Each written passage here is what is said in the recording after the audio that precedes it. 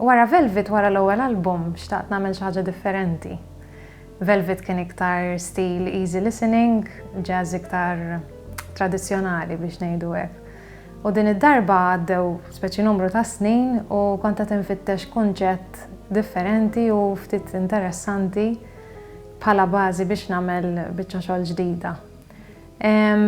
Kont qed nagħmel ħafna gigs ma' Joe De Bono u fuq proġetti oħra separati wkoll naħdem ma' David Vella, Temple Studios.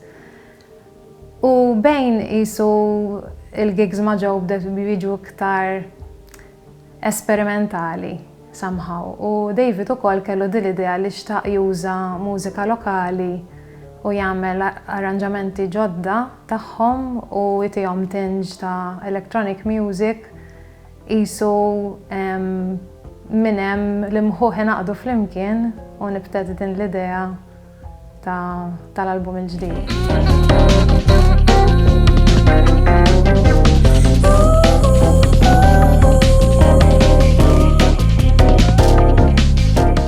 Velvet kellu silta waħda biss bil-Malti, Anja. Anja marret tajjeb ħafna.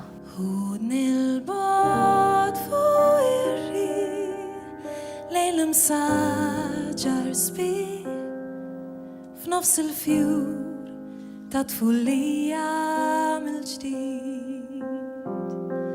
Kien hemm ġifieri nies li identifikaw Anja bħala l-kanzunetta favorita tagħhom. Allura bejn kif semmejt qabel l-idea ta' David kienet kanzunetti eżistenti, lokali. F'dak l-istadju il-kanzunetti ma kellhomx time frame, ġifiri medniex kanzunetti ta' dawk is-snin. Bejn Anja marret tajjeb ħafna u bejn l-imħabba tiegħi għall-lingwa Maltija minn mindu kont tifla.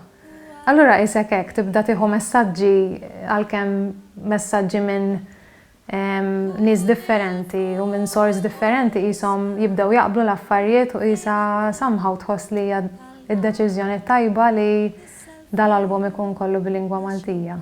Meta tkun qed tinterpreta kompożizzjonijiet oriġinali, għandek iktar freedom. Fis-sens li l-kanzunetta nkitbet apposta għalik, għandek il-faċilità li timxi mal-melodija kif inhi miktuba jew inkella kif inħobbu nagħmlu fil-jazz nibdlu ftit l-ammula u l-element ta' l-improvvizzazzjoni. Meta qed tinterpreta kanzunetta li diġà ħarġet u qed tagħmilha fi stil jazz kontemporanju bħal huwa dan l-album, hemm l-isfida li ħadd tipprova toħroġ xi ħaġa differenti għax ovvjament m'hemmx sens li tagħmel kopja tal-kanzunetta kif diġà teżisti. Fil-fatt ma kienitx xi ħaġa faċli, kienet sfida interessanti ħafna li t-tlieta li aħna bħala tim tħallnilha hekk b'ċertu grinta. L-arranġamenti ta' Joe joġbuni immens u għamlu li ħajti iktar faċli biex nieħu dak il-pass addizzjonali u nipprova noħloq melodiji ftit differenti minn tal-oriġinali. Ir-ritmi ta' Joe huma interessanti ħafna. U mbagħad touches ta' l-arranġamenti wkoll anke touch ta' l-elettronika li ħadem fuqha ħafna David u anke Joe flimkien. Kif taqbad tgħid qishom żewqu l-affarijiet biex jagħmlu pakkett fl-opinjoni tiegħi interessanti ħafna għas-semmieħ u naħseb illi huwa fil-qasam tal-jazz lokali naħseb illi jiena nħoss li huwa ħoss kemm xejn ġdid, frisk.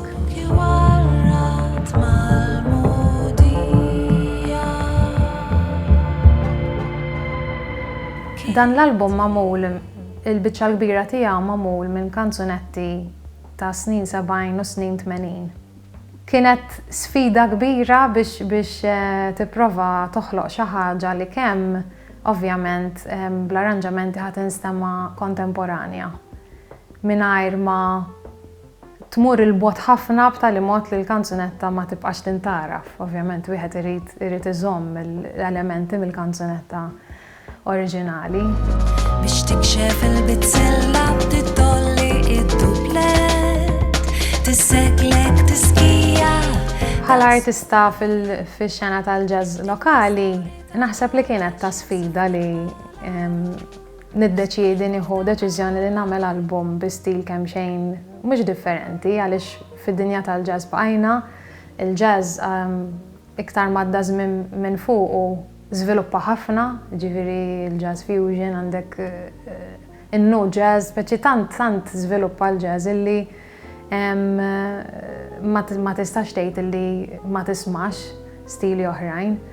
Imma huwa riskju għaliex ikun hemm forsi nies li jidraw jisimgħuk f'dak l-istil li huwa kemm xejn iktar tradizzjonali u mbagħad ovvjament ħaddihom xi ħaġa differenti, iktar esperimentali, iktar kontemporanja.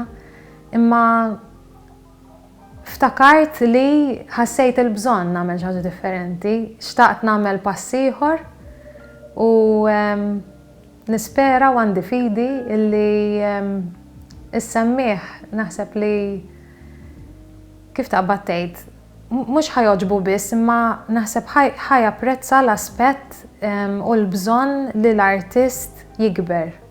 L-album fih 10 siltiet li huma kanzunetti eżistenti u hemm kanzunetta wkoll nixtieq insemmiha din li hija oriġinali, hija poeżija ta' Adrian Grima u l-mużika hija ta' Joe DeBono innifsu, hija partikolari ħafna.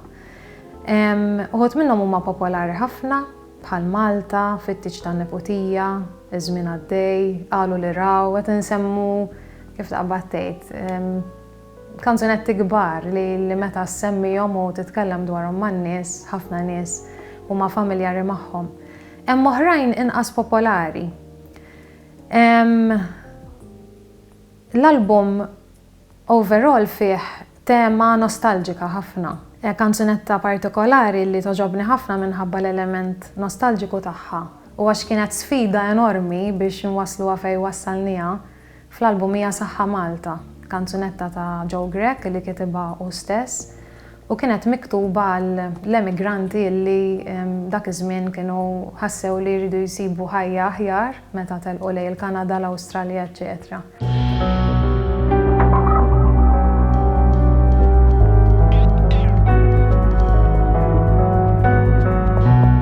Il-kunċert ta' tnedija tal-album ħajsir fuq 2 serati, ħankunu qed ninterpretaw ovvjament live il-kanzunetti kollha fl-album.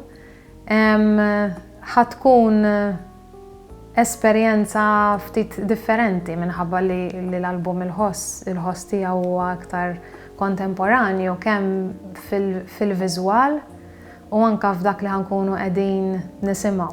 Il-Ħoss tal-Għabex huwa t-titlu tal-album, mhuwiex titlu tal-ebda kanzunetta, imma għandu tifsira b'saħħitha ħafna warajh.